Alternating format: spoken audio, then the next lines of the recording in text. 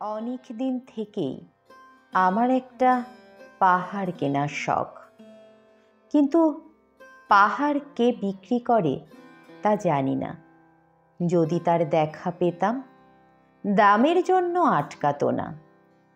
আমার নিজস্ব একটা নদী আছে, সেটা দিয়ে দিতাম পাহাড়টার বদলে।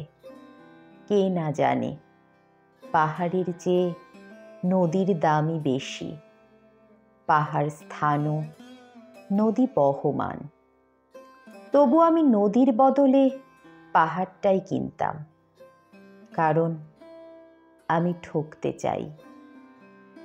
নদীটা অবশ্য কিনেছিলাম একটা দ্বীপের বদলে। ছেলেবেলায় আমার বেশ ছোট্ট খাট্ট ছিমছাম একটা দ্বীপ ছিল, সেখানে অসংখ্য প্রজাপতি। শৈশবে দ্বীপটি ছিল আমার বড় প্রিয়।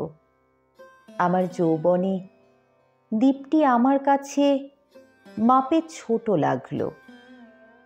প্রবহমান ছিপছিপে তন্বী নদীটি বেশ পছন্দ হলো আমার।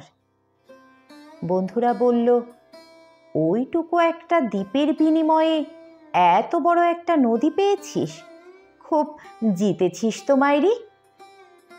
তখন জয়ের আনন্দে আমি বিহ্বল হতাম।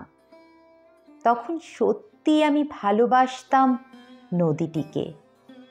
নদী আমার অনেক প্রশ্নের উত্তর দিত, যেমন, বলো তো আজ সন্ধেবেলা বৃষ্টি হবে কিনা।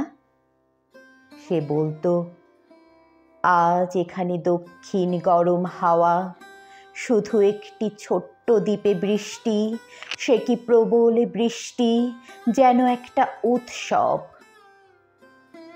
আমি সেই দ্বীপে আর যেতে পারি না। সে জানতো, সবাই জানে, শৈশবে আর ফেরা যায় না। এখন আমি একটা পাহাড় কিনতে চাই। সেই পাহাড়ের পায়ের কাছে থাকবে গহন অরণ্য। আমি সেই অরণ্য পার হয়ে যাব, তারপর শুধু রুক্ষ কঠিন পাহাড়, একেবারে চূড়ায়, মাথার খুব কাছে আকাশ, নিচে বিপুলা পৃথিবী, চরাচরে তীব্র নির্জনতা।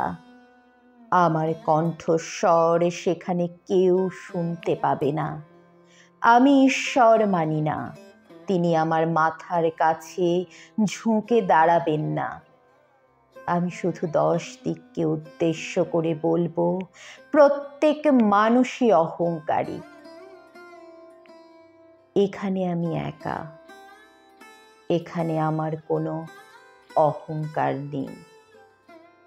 এখানে জয়ী হবার বদলে ক্ষমা চাইতে ভালো লাগে। হে 10 দিক, আমি কোনো দোষ করিনি, আমাকে ক্ষমা করো, ক্ষমা করো, ক্ষমা করো।